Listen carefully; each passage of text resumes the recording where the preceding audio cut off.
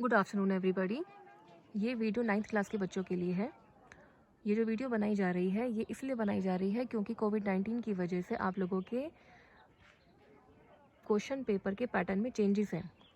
वो चेंजेस आपके साथ में मेरे को डिस्कस करने हैं, आपको समझाने हैं।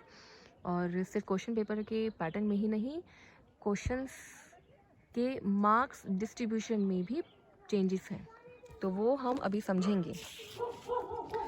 आपका जो ये पहला आप देखेंगे। अब आपका जो क्वेश्चन पेपर है वो दो पार्ट्स में आएगा, एक है पार्ट ए और एक है पार्ट बी। ये चीज़ ध्यान रखेंगे, सिर्फ दो पार्ट्स में आपका पेपर बनेगा। और जो पहला पार्ट है वो आपका होगा 40 मार्क्स का और जो दूसरा पार्ट है वो भी आपका होगा 40 मार्क्स का। ठीक है, तो इसका मतलब टोटल क्वेश्चन पेपर जो है वो 80 मार्क्स का आएगा, 80 नंबर का। आगे देखते हैं। इसमें आपके आएंगे अनसीन पैसेज। पार्ट ए में जो कि रीडिंग सेक्शन है, इसमें आएगा आपका अनसीन पैसेज। अनसीन पैसेज मैंने पहले भी बताया क्या होता है। ऐसे पैसेजेस जो कि आपकी बुक से नहीं आते, वो आपके अनसीन, अनदेखे पैसेजेस होते हैं। दो पैसेजेस आएंगे, एक है डिस्कर्सिव पैसेज इसमें से। और पैसेज में बच्चों जो क्वेश्चन पूछा जाएगा ना, वो पूरी तरीके से मल्टीपल चॉइस क्वेश्चन होगा, मतलब क्वेश्चन के ऑप्शन दे रखे होंगे, वो आपको चूज़ करने हैं। ठीक है, तो जो 12 क्वेश्चन है, 12 में से आपने सिर्फ 10 क्वेश्चन करने हैं। ये चीज़ ध्यान रखना, 12 क्वेश्चन आएंगे, 12 में से आपने सिर्फ 10 करने। ऐसा नहीं कि आप 12 के 12 करो, कोई फ़ायदा नहीं है, टाइम ख़राब होगा, नंबर आपको 10 ही मिलेंगे।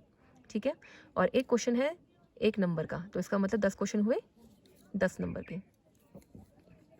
दूसरा पैसेज होगा वो होगा केस बेस्ड फैक्चुअल पैसेज, जिसमें कुछ विजुअल इनपुट्स दिए होंगे।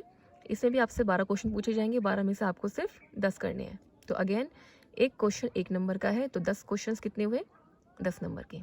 ठीक है, उसके बाद आपका लिटरेचर टेक्स्ट बुक, जो आपकी 2 बुक्स हैं, उसमें से पैसेजेस आएंगे, तो वो है आपका टोटल 10 नंबर का। अब उसमें आपके 2 पैसेजेस हैं, वो भी MCQ की फॉर्म में ही आएगा।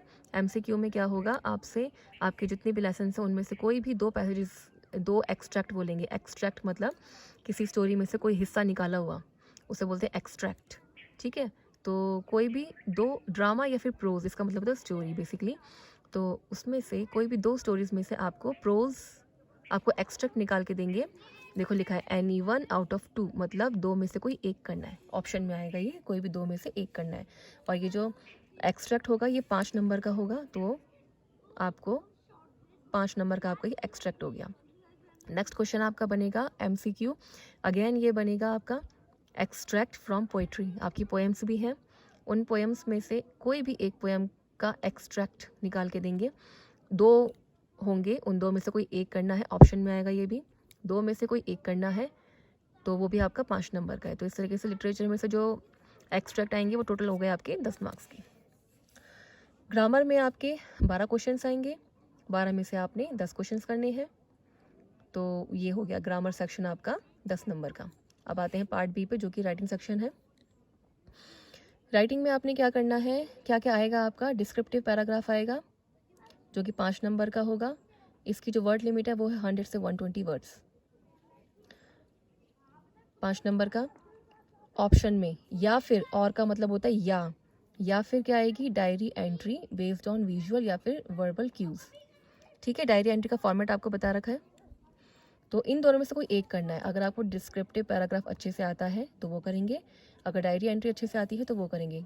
ध्यान रखेंगे 5 नंबर का है, तो 5 नंबर के हिसाब से आपने 100 से 120 वर्ड्स के अकॉर्डिंग लिखना है।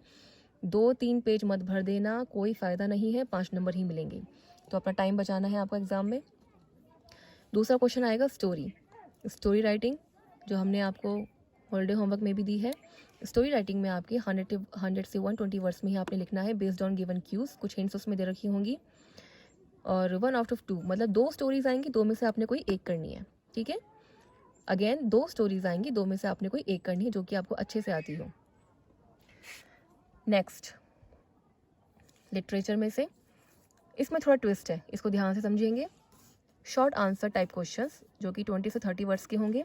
अब 20 से 30 शब्दों का मतलब क्या हुआ, 20 से 30 शब्दों का मतलब होता है 2 से 3 लाइनें, बस। इससे ज़्यादा नहीं लेके जाना, नहीं तो आपका वो 30 शब्दों से ज़्यादा हो जाएगा और नंबर भी आपको देखो उतने ही मिलने हैं जितना का 2 नंबर का एक क्वेश्चन है, उतने ही आपको मिलने हैं। बेकार में पेज भर के टाइम वेस्ट होगा। तो शॉर्ट आंसर टाइप क्वेश्चंस 20 से 30 शब्द, मतलब 2 से 3 लाइनों में आपने अपना आंसर ख़त्म करना है। अब ये टोटल आएंगे 6, टोटल 6 आएंगे जिसमें से आपने 4 करने हैं, 4 आउट ऑफ 6, 6 में से 4 करने हैं। बिहाइव बुक में से 3 क्वेश्चंस आएंगे जिसमें से 3 में से आपको 2 करने हैं। मूवमेंट्स में 3 आएंगे, 3 में से 2 क्वेश्चन करने हैं। ये आपका ट्विस्ट है। ऐसा नहीं है कि अगर 6 क्वेश्चंस हैं तो 6 में से जो आपको 4 आते हैं आप वो कर लो, नहीं, ऐसा नहीं है। अगर बिहाइव से 3 क्वेश्चंस आए हैं तो आपको उसमें से कोई भी 2 करने हैं, और अगर मूवमेंट्स में से 3 क्वेश्चंस हैं तो उसमें से आपको कोई 2 करने हैं।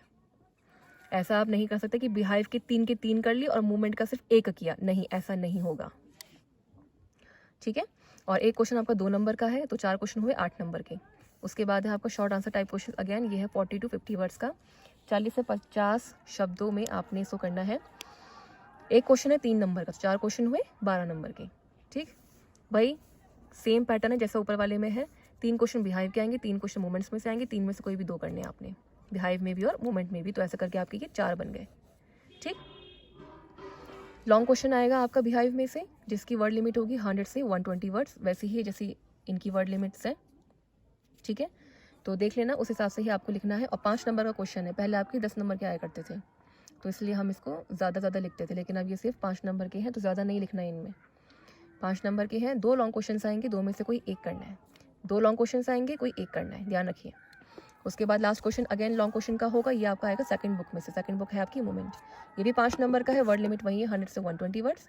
2 लॉन्ग क्वेश्चन पूछे जाएंगे, 2, उसमें से कोई आपको 1 करना है। ठीक है, अब आप इस वीडियो को एक बार देखिए, 2 बार समझिए, पैटर्न को ढंग से समझिए। ये पैटर्न समझना बहुत ज़रूरी है। अगर आपको ये पैटर्न समझ में नहीं आया, इसमें कोई कन्फ्यूजन है और कोई दूसरी एक्सप्लेनेशन चाहिए, तो आपका जो ग्रुप बना हुआ है इंग्लिश का, उसमें आप अपने क्वेश्चंस डालिए, आपको उसमें एक्सप्लेनेशन दी जाएगी, आपके क्वेश्चंस को डिस्कस किया जाएगा।